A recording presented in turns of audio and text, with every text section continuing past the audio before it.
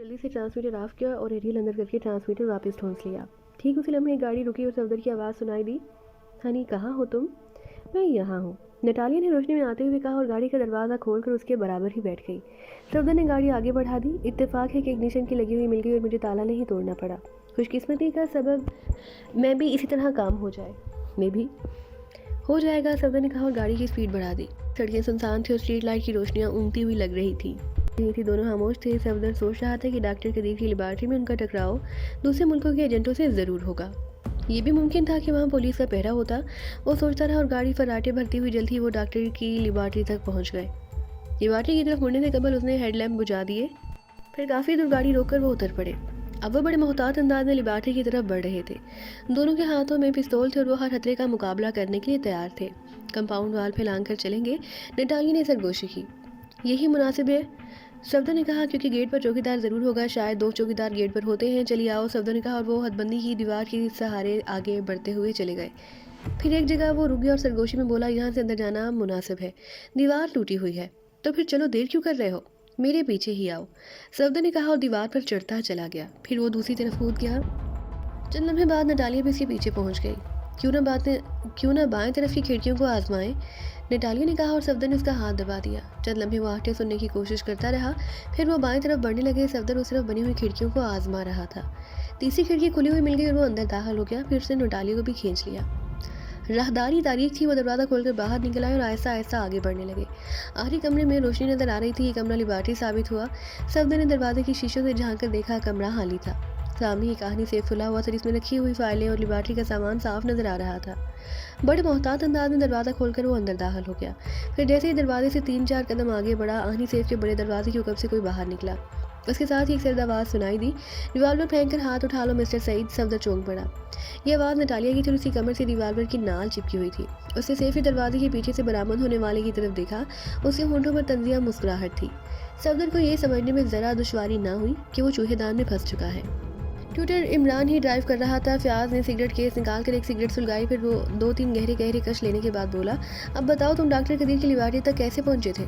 उसकी बजाय ये सोचो कि डॉक्टर कदीर इतनी अहमियत गुम होने के बावजूद इतना मुतमईन क्यों नजर आ रहा था। कहाँ? वो तो बेहद परेशान है इमरान, और तुम्हारी आमद से कबल वो बेहोश भी हुआ था। क्या तुम्हें ये सब बनावट नहीं लगता? तुम्हारा मतलब यह है कि डॉक्टर कदीर का रवैया सरासर मसनूई था? यही समझ लो। इस ख्याल की वजह सेफ पर ज़बरदस्ती खोलने का एक भी निशान नहीं। मुमकिन है उसकी चाबी की नकल तैयार कर ली गई हो। हाँ, ऐसा मुमकिन है, इमरान ने कहा। पामगर वहीं डॉक्टर के साथ रातें गुजारने के दौरान जवाला उसकी चाबियों का नक्श मोम पर उतार कर दूसरी चाबियां बनवा सकती थी। मगर वो तो मर चुकी है, उसका कोई साथी आगे आ सकता है। इस तरह तो डॉक्टर मशकूक हो जाता। दूसरी बात, इमरान उसकी बात नज़रअंदाज करके बोला, लैब में कत्ल होने वाले गैर मुल्की को जानते हो? नहीं, कौन है वो? उन 2 अमेरिकियों में से एक जिनकी निगरानी तुम्हारे आदमी कर रहे थे। क्या? फयाज उछल पड़ा। मैं उन दोनों को अच्छी तरह से जानता हूँ, इमरान ने कहा। कत्ल होने वाला उनमें से एक है। मुमकिन है टकराव के नतीजे में दूसरा भी जख्म खा चुका हो। उसे हम चेक कर सकते हैं। चेक नहीं, हिरासत में ले लो, इमरान ने कहा। तुम उन पर गैर कानूनी तौर पर डॉक्टर कदीर की लेबॉरेटरी में घुसने का इल्ज़ाम लगा सकते हो, मगर उससे क्या होगा? बच्चा होगा और तुमको डैडी कहेगा। बकवास मत करो इमरान, फयाज ने जलाकर कहा। फिर सिगरेट खिड़की से बाहर फेंक कर बोला, डॉक्टर कदीर रहमान साहब से रिपोर्ट ज़रूर करेगा। करने दो, इमरान ने कहा। तुम्हारे पास उस पर शक करने का माकूल जवाब है। उस गधे आदमी ने इतनी अहम चीज़ इतनी लापरवाही से क्यों रख छोड़ी थी? अब आए हो राह पर, इमरान ने कहा। यही चीज़ मुझे भी खटकी थी। कहीं ऐसा तो नहीं कि वो इजाज़त पहले से गायब कर दी गई और अब ये ड्रामा रचाया गया हो ताकि इस पर इल्ज़ाम ना आए। खुदा तुम्हारा भला करे, इमरान ने कहा। क्या ऐसा नामुमकिन है? नहीं, फयाज ने सर हिला दिया। अब उसका जहन भी इस तरफ मुतवज्जा हो गया था। सामने की बात थी, अगर इजाज़त अभी चोरी हुई थी तो डॉक्टर कदीर को एक तूफ़ान खड़ा कर देना चाहिए था। वो गिरा पड़ा नहीं था। वजारती दफ़ा को एक फ़ोन ही काफ़ी होता और उस वक्त लेबॉरेटरी सीक्रेट सर्विस वालों के घेरे में होती। मगर इसकी बजाय उसने रहमान साहब को फ़ोन किया कि कुछ लोग लेबॉरेटरी में घुसने की कोशिश कर रहे हैं। जब वो यहाँ आए तो चौकीदार कत्ल हो चुका था। इसका मतलब ये था कि वो डॉक्टर कदीर की बात की तस्दीक नहीं कर सकते थे कि आया चौकीदार ने फ़ोन किया था या नहीं। फिर उसी लेबॉरेटरी में गैर मुल्की सीक्रेट एजेंट की लाश मिलती है, जबकि उससे कबल ही एक गैर मुल्की एजेंट उसकी हमराही में कत्ल की जा चुकी थी। आखिर डॉक्टर कदीर कौन सा खेल खेल रहा है? कहीं वो किसी लंबी साजिश में तो मुलविस नहीं? हो सकता है उसने इजाज़ जवाला के साथियों के हाथ रोक कर दी हो और अब ऐसी अपनी पोजीशन साफ करने के लिए ये ड्रामा रचाया हो। वो जितना इस मसले पर सोचता, मामला उलझता ही चला गया। اب तुम एक काम करो सुपर। क्या? शाद ने चौंक कर पूछा। डॉक्टर कदीर की लेबॉर्ट्री के गिर्द निगरानी कायम करा दो। इससे क्या हासिल होगा? शाद ने कहा। वो लोग जो कुछ ले जाना चाहते थे ले गए। अरे, इमरान ने मुंह चलाया। मैं भूल गया था सुपर। अब तुम कहाँ जाओगे? कहाँ जाना चाहिए? मैं क्या बता सकता हूँ? इतनी रात गए, घर के अलावा आदमी और कहाँ जा सकता है सुपर? मैं काफ़ी पीना चाहता हूँ। घर पर पी लेना। इमरान ने जमाई लेते हुए कहा। मुझे नींद आ रही है, मगर अगर गाड़ी में ही सो गया तो दोनों की आंख जहन्नम में ही खुलेगी। क्यों बकवास किए जाते हो? चलो, नहीं करता। इमरान ने कहा। कहाँ ड्राप करूँ? काफ़ी नहीं पीनी। नहीं यार, नींद आ रही है, कई दिन से सोया नहीं। इमरान ने फिर जमाई ली और चेहरे के आगे चुटकी बजाने लगा। यकबैक नींद का खुमार उसकी आंखों से छलकने लगा। फयाज के चेहरे पर ऐसे तासुरात हो गए जैसे वो कुछ कहना चाहता हो मगर कह ना पा रहा हो। फिर वो खामोश ही रह गया। हाँ सुपर, बताया नहीं कहाँ ड्रॉप करूँ? इमरान ने कहा। अपने फ्लैट के करीब ही उतार देना। सुलेमान इस वक्त सो रहा होगा सुपर, इमरान ने कहा, और सोते से उठाए जाने पर वो शमशीर बरहना बन जाया करता है। मैं तुम्हारे फ्लैट नहीं जा रहा, फयाज झल्ला कर बोला। मैंने सोचा शायद तुम फ्लैट में काफ़ी पीने का इरादा रखते हो, इसलिए पहले से आगाह कर देना। मुनासिब जाना मुबादा शर्मिंदगी हो। रोको, गाड़ी रोको, फयाज गरा कर बोला। इमरान ने बौखला कर ट्विटर रोक दी। क्या हुआ सुपर? वो बौखला कर बोला। आज के बाद अगर तुमने इस केस में टांग अड़ाई तो मुझसे बुरा कोई ना होगा। अरे नहीं सुपर, इमरान ने बड़े लहक कर कहा। तुमको तो मैं अच्छा आदमी समझता हूँ, मत समझो अच्छा आदमी। फयाज गराया। ये आखिरी वार्निंग से याद रखना। लिख लूँगा सुपर, इमरान ने कहा, और फयाज ने बड़े जोर से दरवाज़ा बंद कर दिया, गोया झल्लाहट दरवाजे पर उतारी हो। इमरान ने ट्विटर आगे बढ़ा दी। अब जिन रास्तों पर ट्विटर दौड़ रही थी वो फ्लैट से मुखालिफ सिम में ले जाते थे। इमरान दर हकीकत यही चाहता था कि केस सुपर के लिए हल करे, इसलिए उसने कदीर की लेबॉर्ट्री की निगरानी करने का मशवरा दिया था, मगर फयाज की समझ में बात नहीं आई और इमरान झल्ला गया। ये इसी झल्लाहट का सबब था कि उसने ताव दिलाकर फयाज को ट्विटर से उतरने पर मजबूर कर दिया, वरना वो फ्लैट तक उसके साथ ही जाता, जबकि वो फ्लैट जाना नहीं चाहता था। उसने दूसरी मेन रोड पर आते ही ट्रांसमीटर ऑन कर लिया और तनवीर से सिलसिला मिलाने लगा। राब्ता गायब हो गया। It is Tanveer X2, Imran ने भराए हुए लहजे में कहा। कहो क्या रहा? वो दोनों अंदर घुसे तो जनाब, तनवीर ने बताया। वहाँ इनके अलावा कुछ और लोग भी थे और उन्होंने बड़ी आसानी से उन पर काबू पा लिया। फिर उन दोनों को इस हिस्से में ले गए जिसे लेबॉर्ट्री के तौर पर इस्तेमाल किया जाता है। वहाँ उन्होंने एक को गोली मार दी और दूसरे से पूछगुछ करने लगे। इसी दौरान किसी तरह से वो उन लोगों के गिरफ्त से छूट गया जो उसे पकड़े हुए थे। क्या मकतूल से उन्होंने पूछगुछ नहीं की थी? जी नहीं, उसे उन्होंने लैब में जाते ही गोली मार दी। आगे कहो। उनकी गिरफ्त से छूटते ही दूसरे ने उधम मचा दिया। इनमें से कई एक उसके हाथों जख्मी हुए, फिर वो दरवाजे तक पहुंचने में कामयाब हो गया और निकल भागा। उन्होंने उसे गोली नहीं मारी। रिवाल्वर जिसने निकाल रखा था वो सबसे पहले जख्मी हुआ, फिर किसी को इतनी मोहलत ही ना मिली कि वो रिवाल्वर निकाल सकता। उस अमेरिकन ने बड़ी बेजिगरी का सबूत दिया था जनाब। अब इस वक्त वो कहाँ पर है? अपने होटल में। निगरानी रखो, मुमकिन है वो वहाँ से कहीं और मुंतकिल हो जाए। मैं उससे करीब हूँ जनाब, तनवीर ने कहा। उसके सामने वाला कमरा इस वक्त मेरे ही तसर्रुफ में है। अगर फयाज उसे गिरफ्तार करके ले जाए तो तुम वापस आ जाना। बेहतर जनाब, तनवीर ने कहा। और इमरान ने राब्ता मुनक़ता कर दिया। फिर दोबारा फ्रिक्वेंसी मिलाने लगा। इस बार वो ब्लैक जीरो से राब्ता कायम करना चाहता था। X2। दूसरी तरफ से आवाज़ आई। कहाँ तक पहुँचे? इमरान ने पूछा। वो इस वक्त एक नाइट क्लब में बैठे हुए हैं जनाब। कोई खास बात? जी नहीं, मैं इस वक्त जहाँ पहुँचा हूँ तो वो लोग फ्लैट से निकल रहे थे, फिर बिल्डिंग से सीधे क्लब ही आए थे। उनके पास एक जागो और गाड़ी है। ठीक है, निगरानी रखो, कोई बात हो तो मुझे रिपोर्ट देना, इमरान ने कहा और जवाब सुनकर राब्ता मुनक़ता करके फिर किसी और को कॉल मिलाने लगा। इस बार उसे मायूसी हुई। 5 मिनट तक वो सफदर को पुकारता रहा, मगर दूसरी तरफ खामोशी रही। बड़ी तशवीशनाक बात थी। सफदर से राब्ता कायम ना होने का ये मतलब भी हो सकता था कि वो किसी मुसीबत में फंस चुका है। वो जिस कदर आगे बढ़ गया था उसमें हर लम्हे उससे किसी मुसीबत में मुब्तला होने का खतरा था। इस वक्त उसकी खामोशी परेशान कुन थी। अगर वो किसी मुसीबत में फंस गया था तो ये खुद उसकी गफलत का नतीजा था। उसने एक मंसूबे के तहत उसे आगे बढ़ाया था और बाद में खुद भी उस पर अमल ना कर सका। मुमकिन था कि वो इसी वजह से किसी परेशानी का शिकार हो गया हो। नटालिया के बारे में उसे इल्म था कि वो एक चालाक लड़की है, वो सफदर को गोंचा भी दे सकती थी। इस आसानी से वो सफदर के साथ उसकी रिहाइश गाह तक चली गई थी। इससे तो ये जाहिर था कि वो उस पर ब्लैक डेथ के मेंबर की हैसियत से एतमाद कर रही है। तो फिर सफदर की खामोशी क्या मायने रखती है? वो सोचता रहा और उलझता रहा। सारा केस उलझा हुआ था। इस केस में इतने किरदार थे कि हर एक पर नज़र रखना ही महाल साबित हो रहा था। अभी तक वो डॉक्टर कदीर की पोजीशन भी अपनी निगाहों में पूरी तरह क्लियर नहीं कर पा रहा था। वो मशकूक भी था और नहीं भी। एक तरफ मुसाफिर बरदार त्यारों की तबाही और इजाद के लिए मुख्तलिफ मुल्कों के एजेंटों से उसका मिलना उसे गद्दार जाहिर कर रहा था। दूसरी तरफ गैर मुल्की एजेंटों से इजाद के बदले अटवी रानों को तलब करना एक अजीबोगरीब और उलझा हुआ मसला बनकर सामने आया था। अगर वो गद्दार था तो उसने अपनी इजाद के बदले रकम वसूल क्यों नहीं की? वो अटवी राजों के तबादले में से देने पर क्यों अड़ा रहा? सफदर ने भी कुछ इसी किस्म की रिपोर्ट दी थी और राज और प्राण सिंह की गुफ्तगू वो अपने कानों से सुन चुका था। تو پھر اصل مسئلہ کیا تھا کہ واقعی قدیر ملک سے غداری کر رہا تھا اور اب ایک نیا مسئلہ سامنے آیا تھا، ایجاد کی چوری۔ اس کے بقول ایجاد اور اس کا فارمولہ کوئی اور لے اڑا تھا، مگر عمران نے جس قدر لیبارٹری کا جائزہ لینے کے بعد اس پر غور کیا، ایجاد کی چوری اسے ایک ڈرامہ ہی لگی، لیکن اس ڈرامے میں ڈاکٹر قدیر کا کیا کردار تھا یہ اس کی سمجھ سے بالا تر تھا۔ وہ کون لوگ تھے جنہوں نے اس امریکن ایجنٹ کو قتل کیا؟ تنویر ان میں سے کسی کو شناخت نہیں کر سکا، ورنہ وہ ضرور بتاتا کہ وہ ان لوگوں میں سے بھی نہیں تھے جن کی وہ نگرانی کرا رہا تھا۔ اگر ایسا ہوتا تو ان کی نگرانی کرنے والے سیکرٹ سروس کے ممبر اس تک اطلاع دینے پہنچا دیتے۔ پھر کیا کوئی اور نئی پارٹی میدان میں آ گئی ہے؟ ابھی تک اسے جولیا چوہان، صدیقی اور ہاورڈ میں سے کسی ایک کی رپورٹ بھی نہیں ملی تھی۔ یہ تو کوئی خاص بات نہیں تھی، یا پھر ان لوگوں کو رپورٹ دینے کا موقع ہی نہیں ملا تھا۔ کچھ سوچ کر اس نے ٹویٹر فٹ پاتھ سے لگا کر روک دی۔ ٹھیک اسی لمحے ایک اور گاڑی خاموشی سے اس کی ٹویٹر کے قریب رکی، پھر اس کے دروازے کھلتے ہی عمران نے ٹویٹر کا فٹ پاتھ والا دروازہ کھول کر چھلانگ لگا دی۔ دوسری گاڑی سے 4 آدمی اتر کر اس کی طرف بڑھے تھے، مگر عمران کی دوسری چھلانگ سے گلی میں لے گئی۔ پھر وہ دوڑتا چلا گیا اور کب میں کئی افراد کے دوڑنے کی آوازیں سن رہا تھا۔ یہ سب کیا ہے نٹالیا؟ صفدر نے خود کو سنبھالتے ہوئے بڑے غصے سے پوچھا۔ بہت بھولے بنتے ہو دوست، سیف کے پیچھے سے نکلنے والی نے کہا۔ بلیک ڈیتھ کے ممبر کم از کم اتنے بھولے اور بیوقوف نہیں ہوتے۔ کیا کہنا چاہتے ہو؟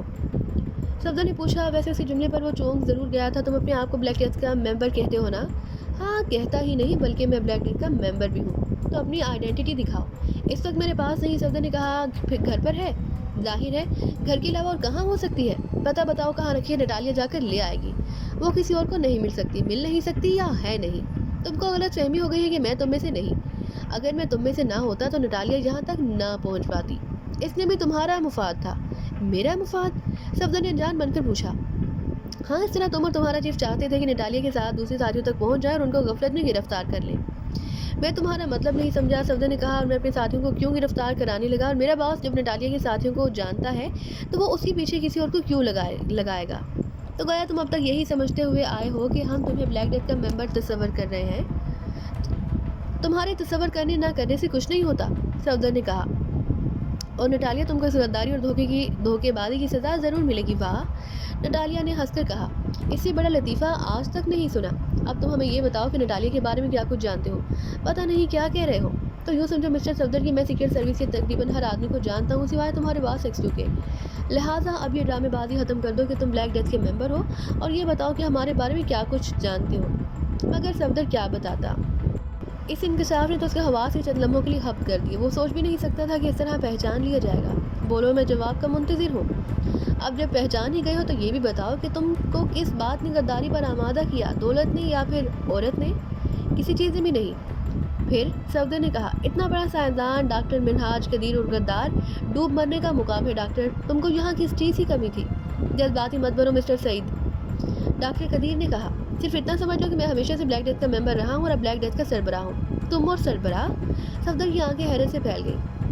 ہاں، اب بتاؤ کہ میرے سوالوں کے جواب دو گے یا نہیں؟ میری حقیقت جان لینے کے باوجود ایسی بات کہہ رہے ہو؟ میں صرف یہ جاننا چاہتا ہوں کہ بلیک ڈیتھ کا کون کون ممبر تمہارے باس کی نظروں میں ہے۔ اس بارے میں میں کچھ نہیں جانتا، صفدر نے کہا۔ مجھے صرف نٹالیا کے بارے میں ہدایت ملی تھی اور میں اس پر عمل کر رہا تھا۔ تم اپنے باس کی رپورٹ کیسے دیتے ہو؟ وہ خود ہی رپورٹ لے لیتا ہے ٹرانسمیٹر پر؟ نہیں، کوئی بھی آدمی کہیں بھی زبانی رپورٹ وصول کر لیتا ہے۔ اس جدید دور میں یہ دقیانوسی طریقہ سمجھ میں نہیں آتا۔ اس میں میرا کیا قصور؟ اسے تہخانے میں لے جاؤ، ڈاکٹر قدیر نے کہا، اور اس لمحے حکم سے 2 آدمی نے صفدر کو دبوچ لیا اور کھینچتے ہوئے باہر لے گئے۔ اسے ختم ہی کر دیا ہوتا باس، نٹالیا نے کہا۔ سر دست اسے ختم کرنا بیکار ہوگا، ڈاکٹر قدیر نے کہا۔ وہ کیوں باس؟ ہمیں یہاں سے روانگی کی تیاری کرنی ہے۔ کیا ہم کامیاب ہو گئے ہیں باس؟ کسی حد تک۔ مجھے امید ہے کہ کل شام تک کام مکمل ہو جائے گا۔ اب میرے لیے کیا حکم ہے؟ تم اب یہاں ہی رہو گے، مجھے تمہاری ضرورت بھی ہے۔ اوکے باس، نٹالیا نے کہا۔ جیری، ڈاکٹر نے آواز دی۔ ایک لمحے بعد دروازہ کھلا اور ایک آدمی اندر گھس آیا۔ یہ بھاری ڈیل ڈول کا چست و چالاک آدمی تھا۔ یس باس۔ لیبارٹری کے آس پاس اپنے آدمی پھیلا دو، مجھے امید ہے کہ صبح تک بہت سے آدمی ہمارے مہمان بنیں گے۔ میں یہ حکم دے چکا ہوں باس۔ نگرانی اچھی طرح سے ہونی چاہیے، ڈاکٹر قدیر نے کہا۔ البتہ پولیس کو چھیڑنے کی ضرورت نہیں، وہ لوگ اگر اس طرف کا رخ کریں تو مجھے سگنل دے دینا۔ یس باس۔ میں نے سڑک کے سرے پر ایک آدمی بھیج دیا، جسے ہی کوئی اس طرف کا رخ کرے گا ہمیں معلوم ہو جائے گا۔ بس جاؤ، ڈاکٹر قدیر نے کہا، اور جیری واپس چلا گیا۔ آپ کو کس کے آنے کی امید ہے باس؟ نٹالیا نے پوچھا۔ ان لوگوں کی جو ایجاد حاصل کرنا چاہتے ہیں۔ دوسرے ایجنٹ؟ ہاں، وہ لوگ جو ہر قیمت پر ایجاد حاصل کرنا چاہتے ہیں۔ کیا ایسا نہیں ہو سکتا کہ ہم ان کی آمد سے قبل ہی یہ جگہ چھوڑ دیں؟ ممکن ہے، مگر اس صورت میں مقصد میں کامیابی نہ ہوگی۔ ارے، نٹالیا کے منہ سے نکلا۔ صفدر کے بارے میں کوئی رپورٹ کوئی نہیں، البتہ الاسکا سے روانگی سے اب تک وہ ایک لمحے کے لیے ہی میرے سے الگ نہیں ہوا۔ پھر سوچ لو، قدیر نے کہا، کیونکہ ممکن ہے اس نے کسی بہانے سے اپنے باس ایکسٹری کو تمہارے بارے میں مطلع کر دیا ہو۔ شاید نہیں، نٹالی نے سوچتے ہوئے کہا، وہ صرف گاڑی لینے کے لیے پارکنگ تک گیا اور ہمہ وقت میری نظروں کے سامنے رہا۔ ٹھیک ہے، قدیر نے سر ہلا دی۔ اسے کیا خبر کہ نٹالیہ نے اسے جھوٹ بولا ہے اور اس نے یہ بات گول کر دی ہے کہ صفدر باتھ روم میں گیا تھا اور گاڑی لینے جب گیا تھا تو 10 منٹ تک اس کی نگاہوں سے اوجھل رہے گا، مگر نٹالیہ اسے یہ بھی نہیں بتا سکتی کیونکہ وہ جانتی تھی کہ یہ بتا دینے کے بعد اس کی زندگی کی کوئی ضمانت نہ ہوگی۔ وہ اس قسم کی غلطیاں کرنے والے دوسرے ممبروں کا حشر دیکھ چکی تھی۔ وہ اندھیرے میں ٹھوکریں کھاتے پھر رہے تھے، کبھی کبھی کسی ٹارچ کی روشنی میں تاریکی میں شگاف ڈال دیتی، پھر وہی تاریکی چھا جاتی۔ عمران گلی کے درمیان میں ایک مکان کی دیوار سے اس طرح چپکا تھا کہ پہلی نظر میں اس کا دیکھ لیا جانا ناممکن تھا۔ ویسے بھی اس کے جسم پر ڈارک کلر کے کپڑے تھے اور اندھیرے میں وہ تاریکی کا ہی ایک جز بن جاتے۔ گلی میں متعدد قدموں کی چاپ گونج رہی تھی۔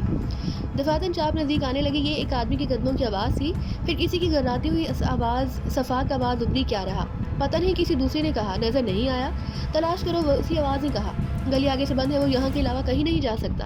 کوشش کر رہے ہیں جناب، دوسری آواز نے کہا، اور عمران کے دیوتا کوچ کر گئے۔ اسے علم نہیں تھا کہ گلی آگے سے بند ہے، اور اب علم ہونے پر اسے احساس ہوا کہ وہ کسی خارش زدہ چوہے کی طرح چوہے دان میں پھنس گیا ہے۔ اب اسے ہر قدم نپا تلا اٹھانا تھا اور ناممکن تھا کہ صبح اس گلی سے اس کی سربریدہ لاش ہی ملتی یا وہ آنتے پھیلائے گلی کے فرش پر پڑا نظر آتا۔ اس نے آہستہ آہستہ مکان کی دیوار سے ملحقہ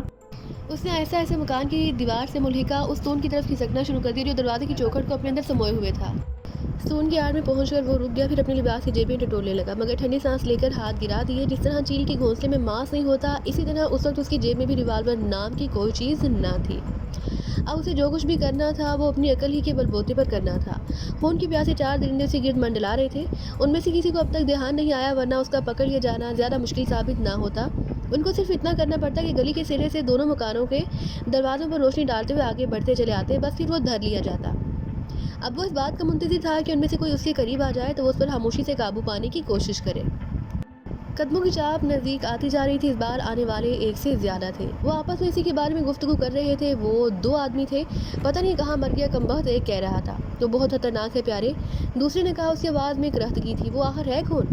محکمہ خفیہ کے ڈائریکٹر کا لڑکا ہے۔ تمہارا اشارہ عمران کی طرف ہے؟ ہاں وہی، اس وقت وہ کیپٹن فیاض کے ساتھ آیا تھا۔